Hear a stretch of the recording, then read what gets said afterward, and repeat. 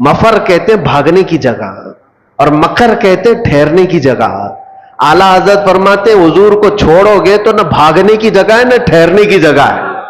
کہاں جاؤ گے؟ نہیں اور کوئی مفر مکر.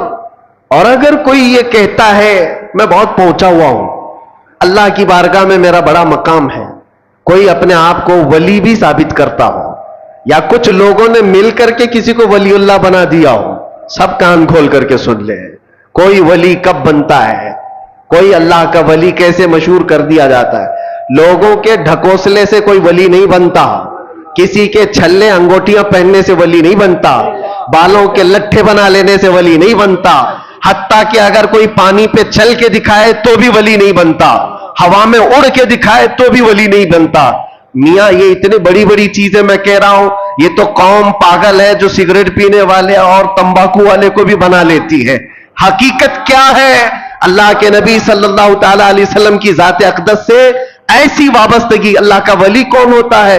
فرماتے ہیں امام عشق و محبت, جو وہاں سے ہو یہی آ کے ہو, جو وہاں سے ہو یہی آ کے ہو, جو یہاں نہیں تو وہاں نہیں.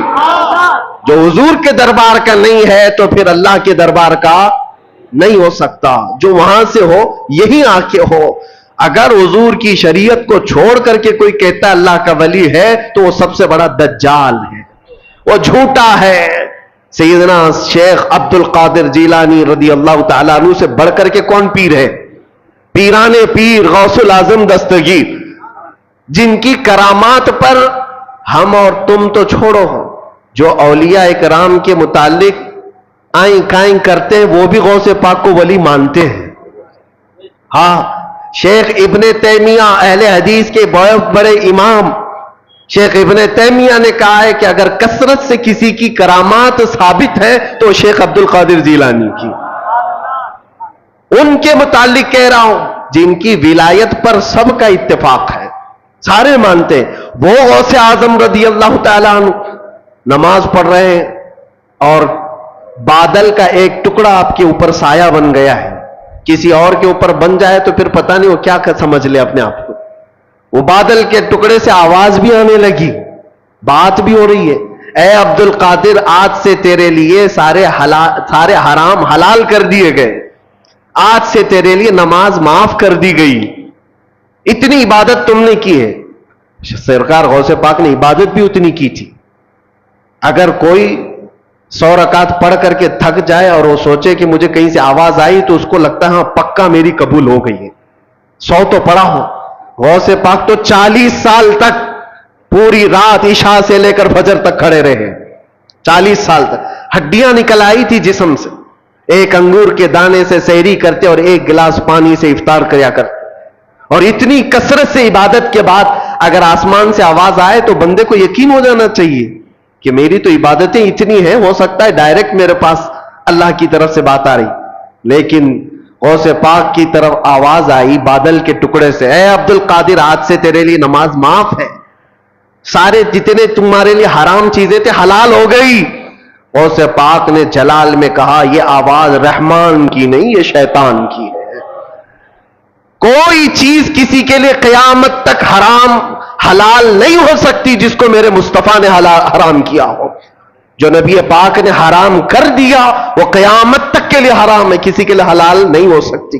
اس میں عبد القادر جیلانی کیا اور کوئی اور کیا. غوث پاک فرماتے یہ آواز شیطان کی ہے. اور دوسری چیز, آج سے میرے لیے عبادت معاف ہو گئی. غوث پاک فرماتے ہیں جو سید الانبیاء کے لیے نماز معاف نہیں ہوئی تو عبد القادر کے لیے کیسے ہو سکتی. یہاں تو بہت سارے ایسے ہی بیٹھے ہوئے ہیں, یہاں بیٹھے ہیں اور تصور میں نماز پڑھ رہے ہیں اور دیوانے لوگ بھی ان کے پیچھے بھاگے جا رہے ہیں. سوچو تو صحیح, نبی پاک صلی اللہ علیہ وسلم کو چھوڑ کر کے اگر تم چاہتے ہو, کچھ لوگوں نے ایسے گمراہ کر رکھا ہے لوگوں کو. یاد رکھنا میرے عزیزو, ولایت کی کسوٹی شریعت مصطفیٰ ہے. حضور کو چھوڑ کر کے کوئی ولی نہیں بن سکتا. ولایت وہی ہے جو نبی پاک صلی اللہ تعالی علیہ وسلم کے نقش قدم پر چل رہا ہو. پیر ہو تمہارا, ولی ہو کوئی, ایسے کا دامن آنکھ بند کر کے تھام لینا جو تمہیں آنکھ بند کر کے سیدھے مدینے پہنچا دیتا ہو, حضور کی محبت تمہارے سینے میں ڈالتا ہو. باقی جھولا چھاپ ہے سب، باقی سب چندہ چھاپ ہے. دنیا میں ایسے ڈھکوسلے بہت ہوں گے. شیطان خضر کے لباس میں گھومتا ہو، اس کے پیچھے آنکھ بند کر کے بھاگنا تمہارے لیے بڑا خطرناک ہے. غوث پاک رضی اللہ تعالیٰ عنہ نے فرمایا جو عبادت اللہ کے نبی سید الانبیاء کے لیے معاف نہیں ہوئی میرے لیے کیسے معاف ہو سکتی؟ یہ شیطان کی آواز ہے، یہ شیطان کی آواز ہے. بادل کے ٹکڑے سے شیطان آواز دے سکتا ہے، بادل کے ٹکڑے سے شیطان آواز دے سکتا ہے، تو پھر کسی کی چٹھی نکال کے کیوں نہیں دے سکتا؟ آج کے دور میں لوگ یہ سمجھتے ہیں چٹھی نکالتا ہے بابا اور سب ہمارے راز جانتا ہے. میاں شیطان بہت کچھ کر سکتا ہے. ابھی بڑا دجال جب آئے گا وہ تو بارش بھی برسا کے دکھا سکتا ہے، سبزہ اگا کے بھی دکھا سکتا ہے. حدیث پاک میں وہ بڑا دجال تو مردے کو زندہ کر کے بھی دکھائے گا. لیکن تمہارے ایمان کا امتحان ہوگا. ہر گھڑی تم یہ دیکھو، یہ سارے عجائب دیکھ کر کے پاگل نہ ہو جانا. اپنے نبی کو یاد کرنا، میرا خدا رب العالمین ہے، اللہ رب العزت ہے. اور اب آپ کو میں بتاؤں، غوث پاک رضی اللہ تعالیٰ عنہ پر دوسرا حملہ کیا شیطان نے. کہا عبد القادر اتنا پڑھے لکھے ہو تم، اتنا پڑھے لکھے ہو، اگر اتنا پڑھے لکھے نہیں ہوتے تو آج تو میں تم کو گمراہ کر دیتا. آج جو میں نے کہا ہے، اب شیطان اپنی اصلیت پہ آیا. آواز جو آ رہی تھی بادل کے ٹکڑے سے کہ تمہارے لیے عبادت معاف ہے، تمہارے لیے حرام حلال ہے.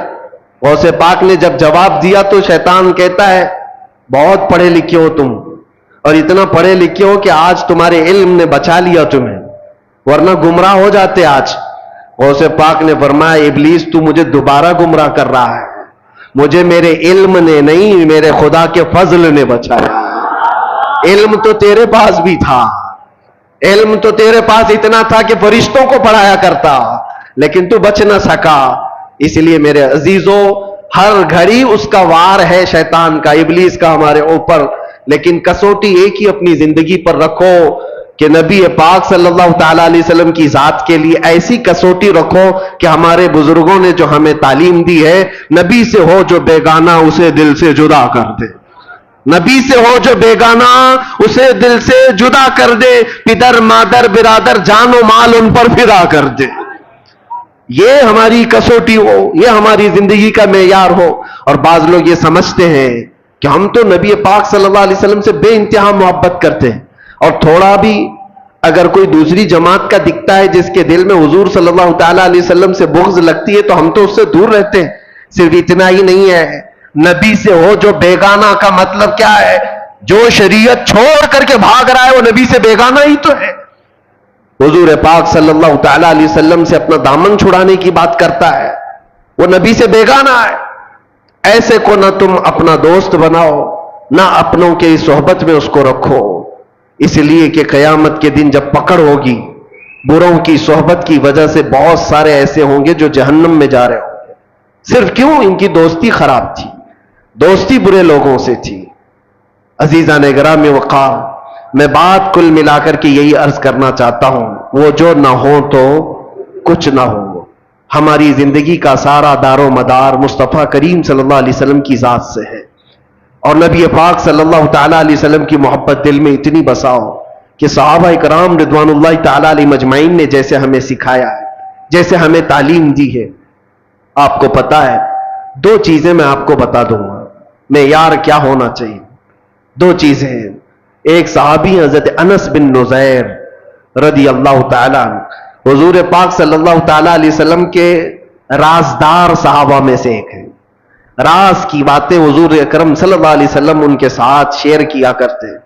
یہ وہی صحابی ہیں جو جنگ احد میں ایسے شہید ہوئے کہ ان کی شہادت کی انگلی کے علاوہ ان کے جسم کا کوئی حصہ ہی نہیں ملا، کوئی حصہ نہیں ملا. صرف شہادت کی ایک انگلی ان کی کٹی ہوئی ملی، جس سے ان کی بہن نے دیکھ کر کے پہچانا کہ یہ میرا بھائی انس ہے. وہ صحابی کی بات کر رہا ہوں.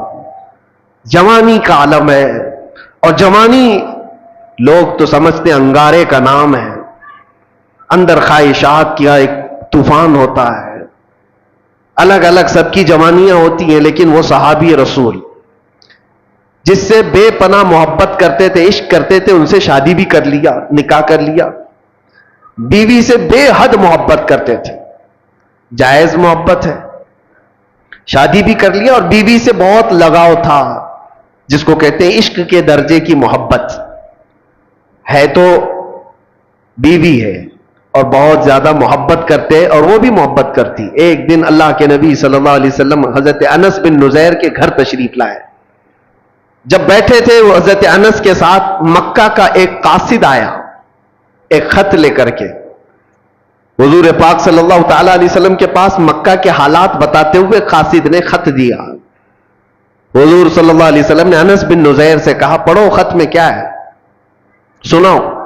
अनस बिन नुज़ैर ने पढ़ करके सुनाया। उसमें मक्का वाले जंगों की जो तैयारियां कर रहे हैं उसके सारे मामलात लिखे हुए थे कि मक्का वाले मदीने के ऊपर अटैक करना चाहते, हमला करना चाहते, और ये सारे हालात उस खत में राज के तौर पर थे। नबी पाक सल्लल्लाहु ताला अलैहि वसल्लम ने फरमाया, बंद करो अनस, ये तेरे और मेरे बीच में राज है, किसी को पता नहीं चलना चाहिए, इसको संभाल के रखो। हजरत अनस ने कहा, जैसा हुक्म सरकार का। हुजूर पाक सल्लल्लाहु ताला अलैहि वसल्लम घर से निकल करके बाहर तशरीफ ले गए। अभी बाहर गए थे कि अनस बिन नुज़ैर की बीवी अंदर से आई, जिससे बेहद मोहब्बत करते थे आप, बहुत इश्क करते थे। आई, कहा, अनस, हुजूर पाक सल्लल्लाहु ताला अलैहि वसल्लम तशरीफ लाए थे, कुछ राज की बातें हो रही थी, मुझे भी तो बताओ क्या बात हुई। अनस बिन नुज़ैर ने कहा, तेरी मोहब्बत, तेरा इश्क अपनी जगह पर, वो मेरे और नबी पाक के दरमियान की बात है, वो नहीं बताया जा सकता। कितना भी इश्क हो, कितनी भी मोहब्बत हो, तो बीवी है। हुजूर पाक सल्लल्लाहु ताला अलैहि वसल्लम और मेरे बीच जो मामलात हैं उसको मैं नहीं बता सकता। बीवी ने कहा, क्या मुझ पर एतबार नहीं करते? कहा, पूरा एतबार है, यकीन भी है, लेकिन हुजूर पाक के हुक्म से बढ़कर मेरे लिए कायनात में कोई चीज ही नहीं। बीवी ने हंस करके क्या कहा, चलो नहीं बताते कोई बात नहीं, मैंने सुन लिया है, दीवार के पीछे से सुन लिया है मैंने, क्या बात हुई है। कहा, क्या बात हुई? कहा, वही तो मक्का वाले जंगों की तैयारियां कर रहे हैं, वो खत में ये चीज आई है। अनस बिन नुज़ैर ने जैसे ही अपनी बीवी से ये जुमला सुना, सीधे जाकर गर्दन पकड़ ली, गर्दन पकड़ ली, और गर्दन पकड़ करके सीधे बाहर लेकर के आए। कहा, उस वक्त तक तेरी गर्दन से हाथ नहीं हटाऊंगा जब तक नबी पाक का हुक्म नहीं आता। हुजूर पाक सल्लल्लाहु ताला अलैहि वसल्लम के पास लेकर के आए। अल्लाह के नबी सल्लल्लाहु अलैहि वसल्लम ने देखा, अनस क्या हुआ, किस बात के लिए लेकर के आए? कहा, आका, मैं मुजरिम न ठहराया जाऊं, आपने फरमाया था राज की बात है, मैं हिफाजत कर रहा था, मैंने किसी को नहीं कहा, लेकिन दीवार पीछे से मेरी बीवी ने सुन लिया, और जब मुझे खबर हो गई कि इसने सुना है, मैं इसकी गर्दन पकड़ लिया हूं। अगर सरकार का हुक्म हो तो मैं यहां खत्म कर दूं ये सारा मामला, ताकि मैं कल जुर्म में न पकड़ा जाऊं कि नबी पाक के राज को इफ्शा करने वाला अनस है, अपनी बीवी की मोहब्बत के चक्कर में अपने नबी पाक की मोहब्बत को दांव पे लगा दिया, ये बात ना है, इसलिए गर्दन पकड़ करके लाया हूं।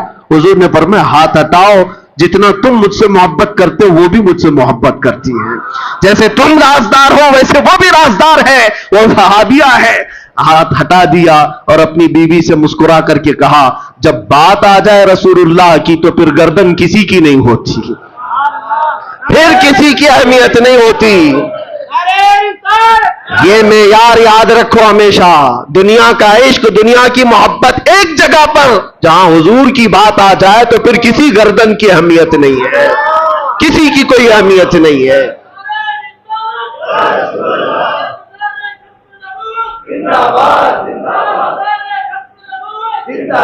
यही मेयार सहाबा ने हमें दिया था, यही मेयार। और आज जो चीजें हमें रोक लेती हैं मेरे अजीजों, ये हमारा कंफर्ट जीने का शौक, हमारा आराम से रहने का शौक हमें बहुत सारी कुर्बानियों से पीछे ले जाता है। क्यों नहीं बात करते आज कोई? हुजूर पाक सल्लल्लाहु ताला अलैहि वसल्लम पर अगर कुत्ते भौंकते हो, कोई खामोश बैठता है या कोई खामोशी से सुनता है, तो सिर्फ उसके पास एक मजबूरी है, बोलूंगा तो मेरे बीवी बच्चों का क्या होगा, मेरे घर बार का क्या होगा, मेरे जायदाद का क्या होगा। मैं पूछता हूं, क्या वो सहाबा के बीवी बच्चे नहीं थे, उनकी जायदादें नहीं थी, उनके घर बार नहीं थे? अजीजान गिराम वक़ार, उनके तो ऐसे थे जिनसे वो कमाल दर्जे इश्क करते, मोहब्बत करते, لیکن جب حضور کی بات آتی تو کہتے کل جہاں ایک طرف میرے مصطفیٰ کی محبت الگ ہے، اس کا مقام الگ ہے۔ حضور اکرم صلی اللہ تعالی علیہ وسلم سے یہی درجہ عشق ہمیں صحابہ نے دیا۔ اگر وہ چیز معاشرے میں آ جائے میرے عزیزوں، پھر تمہیں کوئی بٹھا نہیں سکے گا، کوئی تمہیں جھکا نہیں سکے گا۔ آج مجھے اس بات کا احساس ہے کہ میں جو باتیں کرتا ہوں اس سے لوگوں کو تکلیف کیوں ہے۔ بہت سارے خطیب ہیں، بہت سارے مقرر ہیں۔ مجھے ایک صاحب نے کہا تھا کہ آپ صرف مقرر نہیں ہیں، آپ صرف خطیب نہیں ہیں، ہمیں یہ دیکھنا پڑتا ہے کہ لوگوں کے اندر انفلوئنس کتنا رکھتا ہے، لوگوں کے اندر اپنا اثر کتنا رکھتا ہے۔ اور ہم نے بتایا اثر کیا یہ زبان کی وجہ سے ہوتا ہے؟ زبان تو ہزاروں کے پاس ہے، نہیں، اثر یہ صرف اور صرف محبت مصطفیٰ کی وجہ سے ہوتا ہے۔ اور جہاں بندہ یہ احساس کر لے جاتا ہے میری ذمہ داری ہے، میں نبی کا ہوں اور میری ذمہ داری ہے، میرے عزیزوں، پھر کسی خطیب اور مقرر کی بھی اسے ضرورت نہیں پیش آتی۔ وہ صحابہ کرام رضوان اللہ تعالی علیہم اجمعین کو قربانیاں دینے کے لیے کسی نے اکسایا تھا، کسی نے ابھارا تھا۔ کیسے وہ صحابیہ کی بات جب میں یاد کرتا ہوں تو رونگٹے کھڑے ہو جاتے ہیں۔ جنگ کے میدان کے بعد آتی ہے حضور کی بارگاہ میں اور کہتی ہے سنا ہے میرا جوان بیٹا شہید ہو گیا، اگر آپ حکم دیں تو میں اپنے بیٹے کی لاش دیکھوں۔ یا خبر آ جائے کسی کے مرنے کی تو کیا حالت ہوگی، لیکن ایک ماں ہے حضور سے اجازت لے کر آتی ہے اگر حکم دیں تو میں اپنے جوان بیٹے کو دیکھوں۔ حضور نے فرمایا دیکھ سکتی ہو، جاؤ۔ میدان میں لاشیں ہیں، اس میں ایک جوان بیٹا خون میں لت پت اس بوڑھی خاتون کا نیچے ہے، لاش کو اٹھایا، کپڑے ہٹایا، جبہ ہٹا کر کے پیٹھ کو دیکھا، پھر بوسہ لیا اور سجدہ کیا۔ جو صحابہ کھڑے تھے پوچھتے ہیں اماں جانی کیا کر رہی ہو؟ کہتی ہے خاتون مدینے کی، جب یہ جوان میرے گھر سے نکل رہا تھا میرا بیٹا، میں نے اسے وصیت کی تھی، سنا ہے کہ حضور پاک صلی اللہ تعالی علیہ وسلم پر وقت سخت آ گیا ہے، مشرکین سختی سے حملہ کر دیے ہیں، بیٹا یاد رکھنا اگر حضور کو چھوڑ کر میدان سے بھاگتے ہوئے مارا گیا تو میں اپنا دودھ معاف نہیں کروں گی، میدان چھوڑ کر بھاگتے ہوئے مارا گیا تو میں اپنا دودھ نہیں معاف کروں گی۔ اور میں نے سنا آج میدان میں سے بہت سارے لوگوں پر ایسے حالات آ گئے تھے کہ ان کو بھاگنا پر مجبوری آ گئی، وہ ادھر ادھر بکھر گئے تھے۔ مجھے ڈر یہ تھا کہ میرا بیٹا بھی تو بھاگتے ہوئے نہیں مارا گیا۔ میں میدان میں آ کر یہی تو دیکھ رہی تھی پیٹھ پر تیر کے نشان تو نہیں ہے کہ بھاگتے ہوئے اس کو پیچھے سے کسی نے مارا۔ پھر میں سجدہ شکر اللہ کی بارگاہ میں اس لیے ادا کر رہی ہوں میرے بیٹے کی پیٹھ پر ایک بھی نشان نہیں ہے، جتنے سب سینے پر کھا کر کے مرا۔ وہ مائیں کیسی تھی، قربانیاں، اور ان کے بعد سامنے بچوں کی لاشیں ہیں اور وہ یہ کہتی اللہ کا شکر ہے کہ میرا بیٹا جمع مردی کے ساتھ گیا ہے۔ وہی مدینے کی خاتون ہے، وہ آتی ہے بارگاہ مصطفیٰ میں اور عرض کرتی ہے یا رسول اللہ کل مصیبت بعدک جلن، آپ ہیں تو پھر ہر مصیبت حل کی ہے۔ اے اللہ کے نبی آپ ہیں تو پھر ہر مصیبت حل کی ہے۔ اسی لیے اے نوجوانوں یاد رکھو ایک بات، دنیا ساری ٹھوکر مار دے لیکن آمینہ کا لال کبھی تمہیں تنہا نہیں ہونے دے گا۔ حضور پاک صلی اللہ تعالی علیہ وسلم کی محبت ہر جگہ کا آسرا ہے، یہ میرے تجربے کی بات میں بتا رہا ہوں۔ اگر ایمان نہ ہوتا اور حضور کی محبت کا یہ درجہ نہ ہوتا تو ہم جیل میں پتہ نہیں کہاں سے کہاں پہنچ گئے ہوتے، کس طرح کے حالات ہوتے۔ میں نے ایک دو نہیں سینکڑوں لوگوں کو پاگل ہوتے ہوئے اندر دیکھا ہے، ڈپریشن کے شکار میں خودکشی کرتے ہوئے دیکھا ہے، اور لوگوں کو کفریات بکتے ہوئے دیکھا ہے۔ کوئی خدا نہیں، کوئی قرآن نہیں، کوئی دعا نہیں۔ جب نا امیدی اور مایوسی آتی ہے تو لوگ بپھر جاتے ہیں، کفر بکنے لگتے ہیں، خودکشی کر لیتے ہیں، اور یا تو پھر مینٹلی اس طرح سے ڈس اپیئر ہو جاتے ہیں کہ وہ پاگل پن کے شکار ہو جاتے ہیں، مانسک سنتولن کھو بیٹھتے ہیں۔ یہ سب حالات دیکھ دیکھ کر کے ہمیں بھی احساس ہوتا تھا کہ ہمارا کیا ہوگا مستقبل، ہمارا فیوچر کیا ہوگا، جہاں پوری پوری طاقتیں باہر لگی ہو چھوٹے موٹے لوگ کیا کر سکیں گے۔ لیکن میرے عزیزو ایک چیز سہارا دیتی تھی، ایک چیز سہارا دیتی تھی، جب آنکھ بند کریں گنبد خضرا کی روشنی سہارا دیتی ہے۔ حضور پاک صلی اللہ تعالی علیہ وسلم کی وہ آواز آج بھی ہر عاشق کو سنائی دیتی ہے کہ میں ہوں تو پھر ڈرتا کیوں ہے، خوف نہ رکھ رضا ذرا تو ہے عبد مصطفیٰ، आला हजरत ने हमें यह सिखाया है, खौफ न रख रजा जरा, तू तो है अब्द मुस्तफा, तेरे लिए अमान है, तेरे लिए अमान है। हाँ, डर आएगा, खौफ आएगा, मुसीबत आएगी, लेकिन वो कुछ देर की होगी, कुछ देर की होगी। इसी को हम कहते हैं कुछ देर की खामोशी है, इसी को हम कहते हैं हर चीज आएगी, मुसीबत आएगी, इम्तिहान आएंगे, कुछ देर की है। इसलिए कि दुनिया में अल्लाह ने दस्तूर बनाए रखा है कि रात आती है तो सुबह भी होती है, रात ज्यादा देर तक नहीं रहती, सूरज को निकलना है। और आज उम्मत मुस्तफा पर अगर ये इस तरह के मौसम आए हुए हैं कि इस पर कालक लगाने की कोशिश की गई हो या गहन लगा हो, तो चांद पे भी गहन लगता है, लेकिन थोड़ी देर का होता है, कुछ देर का होता है। लेकिन जब गहन छट जाता है तो फिर चांद अपने आबो ताप के साथ फिर चमकता है। और हम सबकी जिंदगी का यही दस्तूर है मेरे अजीजों। ईमान वाले हो तो एक बात याद रखना, जहां में अहले ईमान मिसले खुर्शीद जीते हैं, ये समझ के चलो, जहां में अहले ईमान मिसले खुर्शीद जीते, खुर्शीद सूरज को कहते हैं। ईमान वालों की मिसाल शायर ये कह रहा है, दुनिया में ईमान वाले सूरज की तरह जीते हैं, इधर डूबे उधर निकले, उधर डूबे इधर निकले। इनके लिए हमेशा का गुरूब नहीं है। हाँ, अंग्रेज ने अल्लामा किफायत अली काफी रहमतुल्लाह अलैह को मुरादाबाद के चौक पर शहादत दी थी, यानी फांसी पर चढ़ाया था। वो ऐसे किफायत अली काफी जिनकी जुबान में बला का असर था, जब बोलते थे तो लोगों के दिल हिचकोले खाते थे। उन्हीं में तो कहा था, कोई गुल बाकी रहेगा न चमन रह जाएगा, पर रसूलुल्लाह का दीने हसन रह जाएगा। ये फांसी के फंदे पर आपने पढ़ा था जब फांसी दी जा रही थी। किफायत अली काफी ये मुरादाबाद में, मुरादाबाद को इसलिए मैं बार बार फोकस करके बता रहा हूं, तवज्जो, ये यूपी का एक शहर है। फांसी दे दिया, 3000 अंग्रेजों ने पकड़ा था एक आलिम दीन को, एक आलिम दीन को पकड़ने के लिए। इसलिए कि ये बातिल कुव्वतें हमेशा ये बताती हैं हम कुत्ते और तुम शेर हो, हमेशा वो बताती हैं झुंड में आकर। किफायत अली काफी को जब फांसी दी गई थी तो 8 दिन तक जश्न मनाया गया था, जश्न मनाया गया कि एक ऐसा बोलने वाला ये खत्म हो गया, किफायत अली काफी चला गया। लेकिन पागलों को ये पता नहीं है रब्बे कदीर का दस्तूर क्या है, उसका कानून क्या है। मुरादाबाद शहर से सिर्फ 100 किलोमीटर दूर बरेली शरीफ है। इधर किफायत अली काफी को फांसी पर चढ़ाया जा रहा था और इधर बरेली में इमाम अहमद रजा पैदा हो रहे हैं।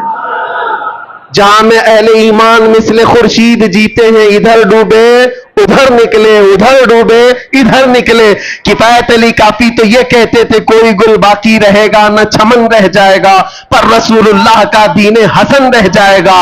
लेकिन बरेली वाला तो यूं कहने लगा, वो कमाल हुस्न हुजूर है कि जहां में कि गुमान नक्श जहां नहीं, यही फूल खार से दूर है, यही शम्मा है कि धुआं नहीं।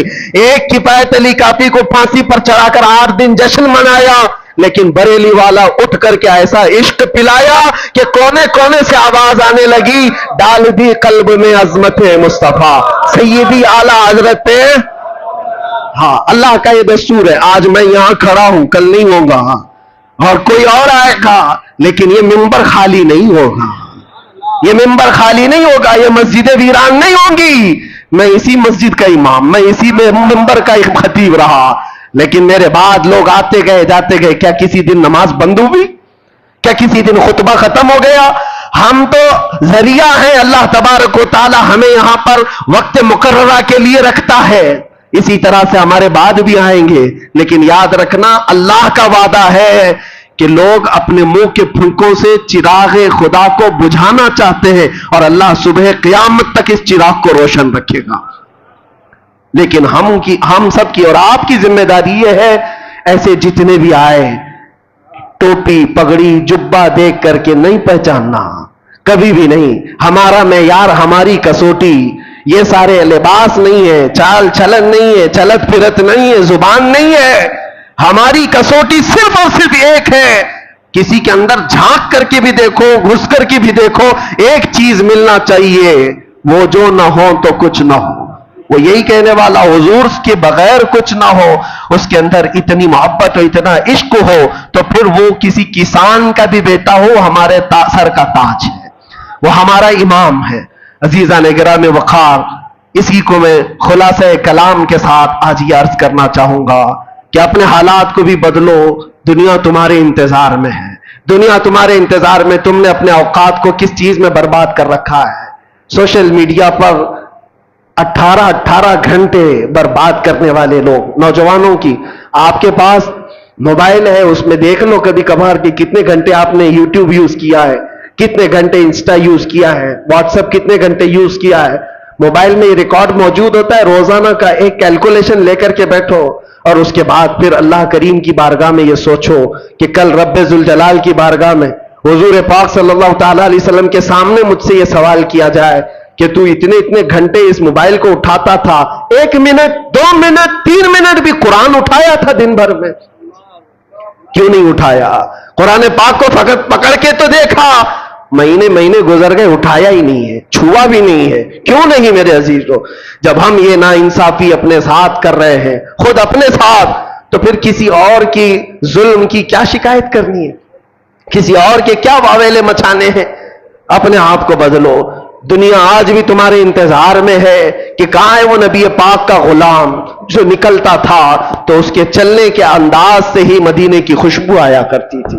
آج میں چاہتا ہوں ہر جوان آ جائے، حضور پاک کی محبت کا واسطہ دیتا ہوں، حضور پاک کی محبت کا واسطہ دیتا ہوں کہ ہر نشہ کو چھوڑ دو، ہر برائی کو چھوڑ دو۔